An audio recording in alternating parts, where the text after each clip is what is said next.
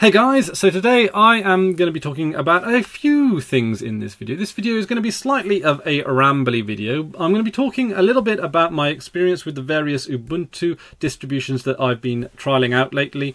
And then I'm going to talk a little bit about the new hardware that I've acquired, or it's not so new now. I think I've been running an AMD Ryzen 7 processor now for over a month, and I'm going to talk a little bit about my experiences with that. But just before I begin, I would like to give a really special shout out to Slickster, who can more often than not be found in the Discord or Riot Room, which are bridged. And the reason I'm shouting them out today is because they've basically donated a huge amount of money towards the upgrade process for the AMD Ryzen 7, and basically thanks to Slickster, I can now stream a lot more games, a lot more regularly, and do a lot more of my video editing and all this kind of stuff so much easier than I could before. I had a processor that was I don't know now, it's like 7 years old or something like that, so it is incredibly wonderful to have that amazing upgrade. So thank you so much, Slickster. I don't think you even know how much of a joy you've made editing and changing and playing games and streaming and all that kind of stuff now, because it was really tough on the old CPU. I was really pushing it to the limit day in and day out, and thanks to the upgrade, life is just so much easier now. So what I'd like you guys to do that are watching is to thank Slickster, and if you see him in the Discord room, to thank him as well, because yeah, like if it wasn't for him, I would not be streaming nowhere near as much, and certainly it would be making video production a lot more difficult from my end. So thank you. I owe you more thanks than I can portray through this little video setup here. So anyway, so I don't actually have too much to say in regards to the Ubuntu family of distributions that hasn't been said already. If you're new to this channel and this is the first video of mine you're watching, you'll probably want to check out the reviews themselves that can be found on the distribution playlist, which I will of course link to in the description. So the distributions that I've been trying out recently: Ubuntu Budgie, Kubuntu, Ubuntu Mate, Xubuntu and Lubuntu. However, with Lubuntu, the LXDE version, I have not done a video review, and I probably won't. I've mostly been trying it out in a virtual machine, but it is very much the LXDE that we all know and love. And if you want a distribution to breathe new life into old hardware, you can't go far wrong with Lubuntu.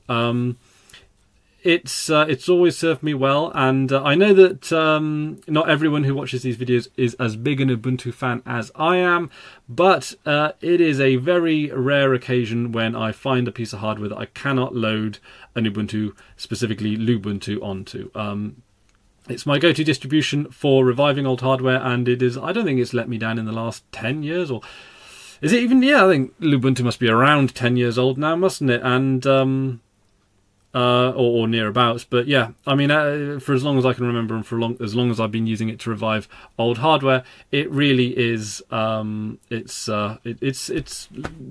prolonged the life of a lot of hardware. So.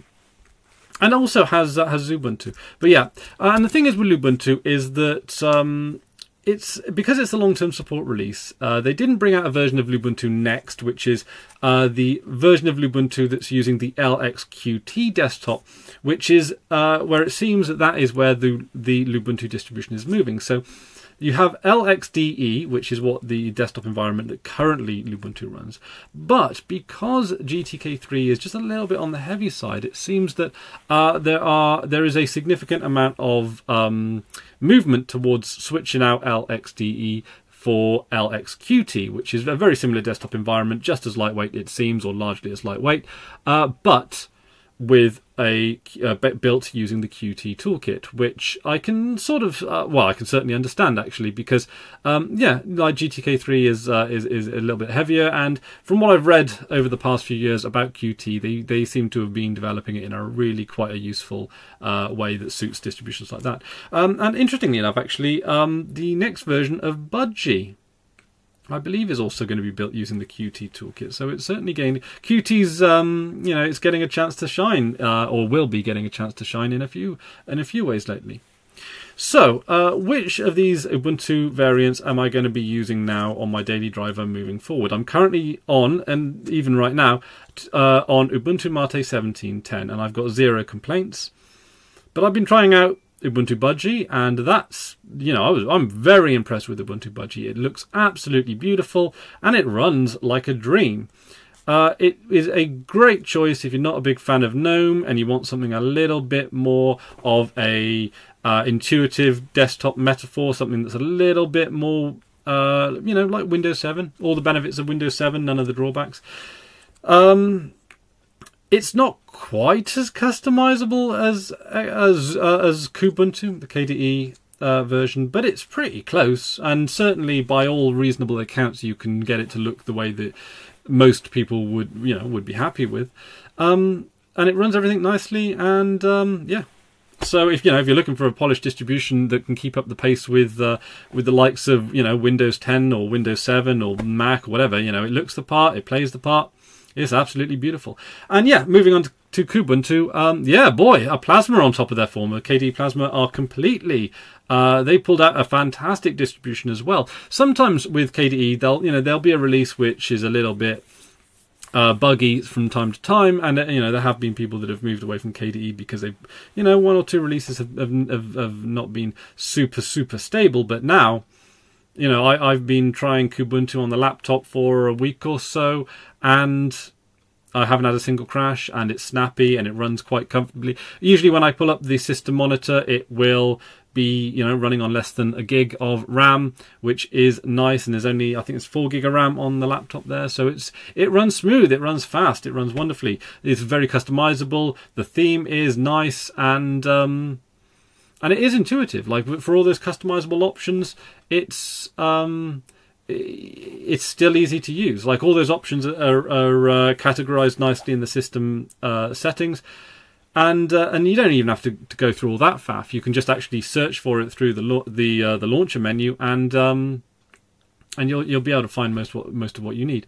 Also, you can now open the launcher menu with the super key. I think you could have done that for the last couple of Kubuntu releases, so that's pretty good as well. But yeah, it looks good. It plays nice. It runs smoothly. Customizable. Yeah. So I think that's a good contender to run on the laptop if I was to do it on a more long-term basis, actually. Ubuntu Mate. Now, I'm currently running Ubuntu Mate 17.10 on my daily driver. And I think I'm going to carry on. I think I'm going to use it for 1804. And really, for no other reason than one good turn deserves another. Ubuntu Mate, I don't think, has crashed on me in the entire 6 months that I've been using it.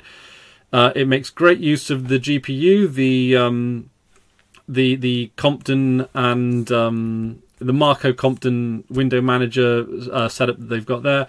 Works an absolute treat. It allows me to get great performance out of games with very little overhead. It seems to be a very lean system, but also stable and customizable. Like, I mean, it's win-win-win, really.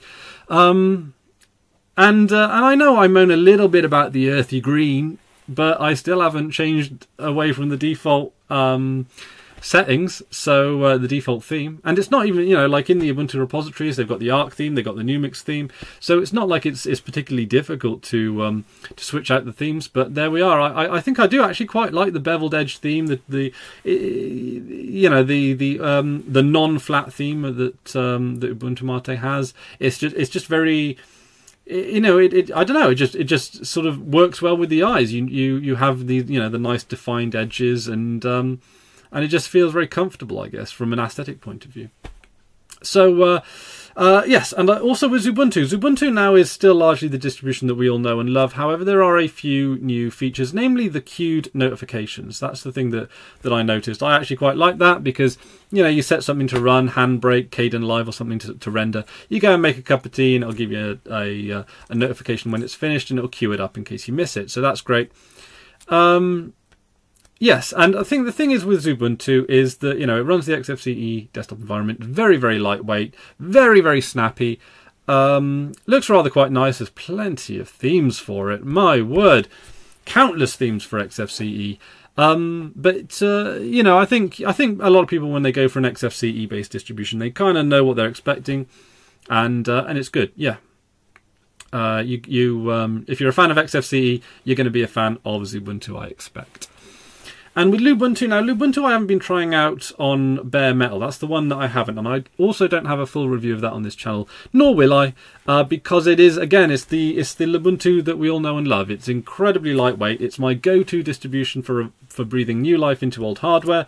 It is user friendly. I've installed it on you know, like non-techie people's laptops when they were thinking. Basically, when people often ask me, you know, for recommendations on hardware to buy, I usually sort of ask them a few questions about what they're currently running and all this kind of stuff. And usually I just pose them the question, well, you can always buy a new laptop, but how would you feel about just running a new operating system which is a little bit leaner? You can effectively do the same thing that you've always done, because a lot of non-techie people basically only use the web browser for most stuff, and Ubuntu can run that like a champ. So I usually use that as a way in to encourage people to try Linux for the first time, and it's probably it's proved to be a reasonably successful strategy, because yeah.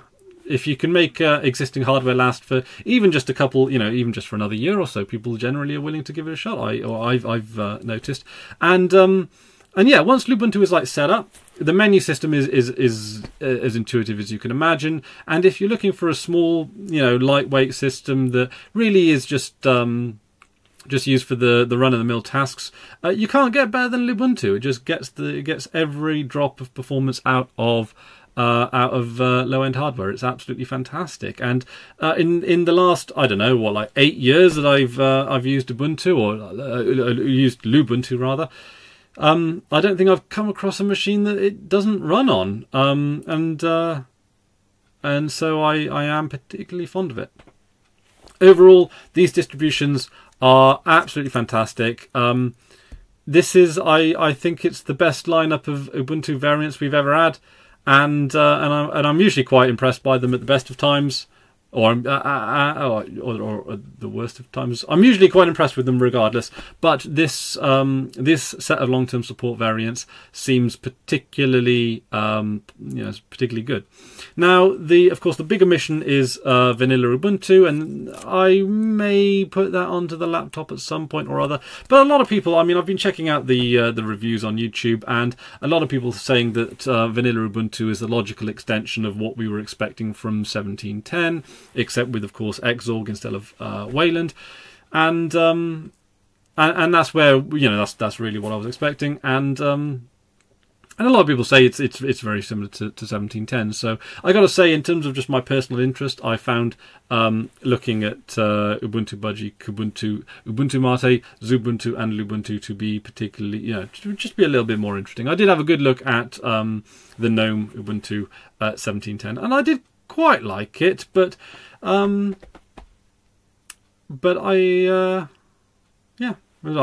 quite like it. There's not really much more to say than that, really. So really, yes, I'm probably going to be sticking with Ubuntu Mate, simply because one good turn deserves another, and you know, it runs fast. It gets great performance out of the hardware, and I mean, I would say I love the software boutique. It's a fantastically easy way to install and uninstall software. But I just drop to the command line these days. I mean, it is, you know, like, it's a great piece of software, especially for people that like GUI interfaces, or you know, maybe newbies or whatever. But really, you know, it's a great piece of software. But almost I just instinctively drop into the command line. So there's that. If I was to recommend one, I mean, I recommend all of them really, but yeah, like if any one of those variants speaks out to you, then it's probably one that you'll probably have a good time with, or at least I hope so. But you know, your mileage, of course, may vary, so let me know down in the comment section below. But I am impressed and incredibly grateful that there is such a fantastic set of distributions that are readily available, and And that is pretty damn good.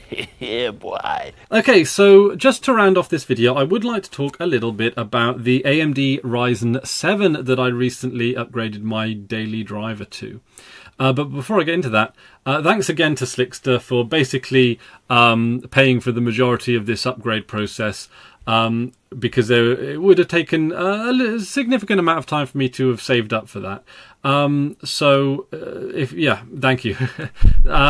Basically, Slickster is the reason that I'm streaming as often as I am with the games that I'm currently streaming, and has, you know, and I can thank for basically making the production process of these videos so much faster and easier. My gratitude is immeasurable.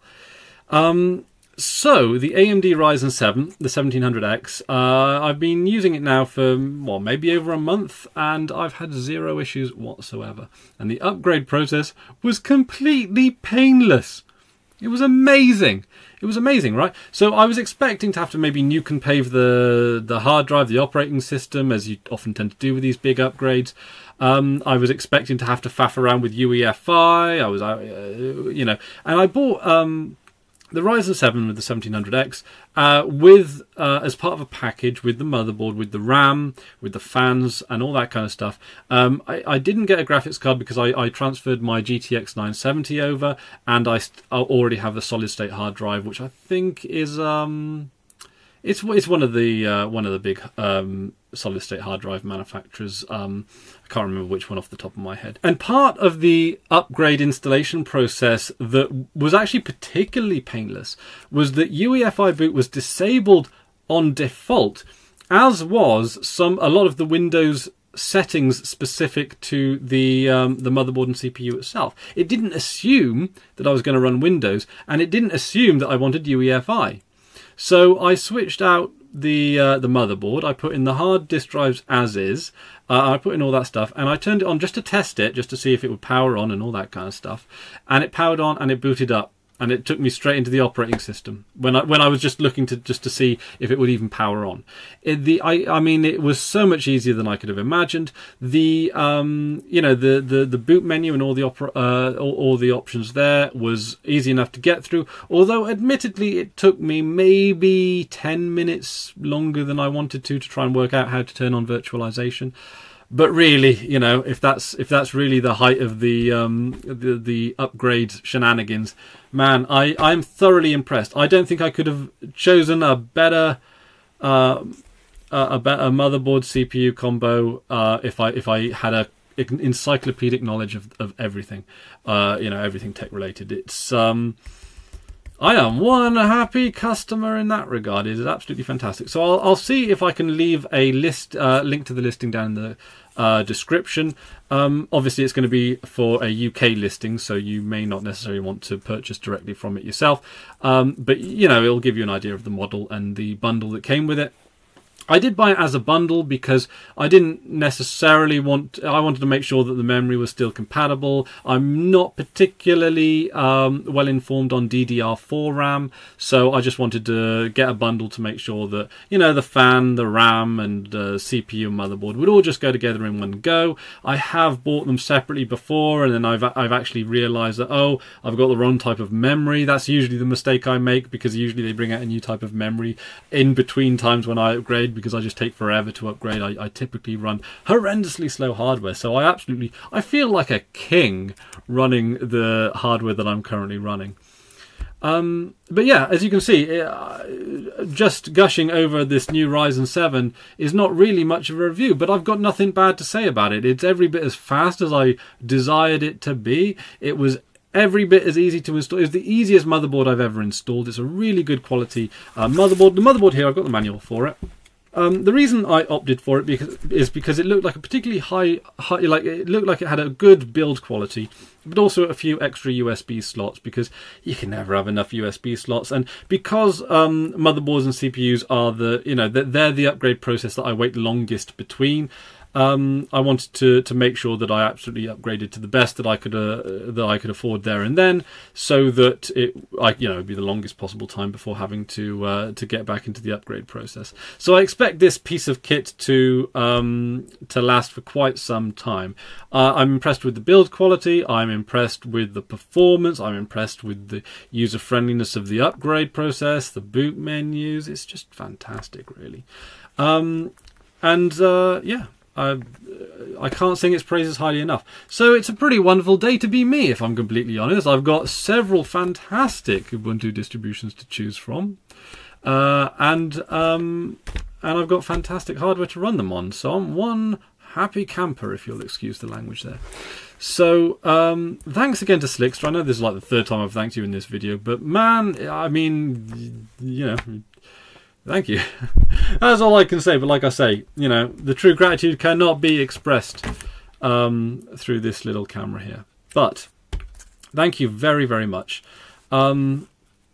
And guys, yeah, show your gratitude down in the comment section below to Slickster, because basically he's the reason why I'm streaming as often as I am, and have the selection of games that I can stream as well. I could barely run Fallout. I couldn't run Fallout New Vegas on the old hardware on a stream, because when you play something on Wine, you do need a little bit of an extra boost in the hardware there, because there is that, you do lose a little bit in the compatibility layer.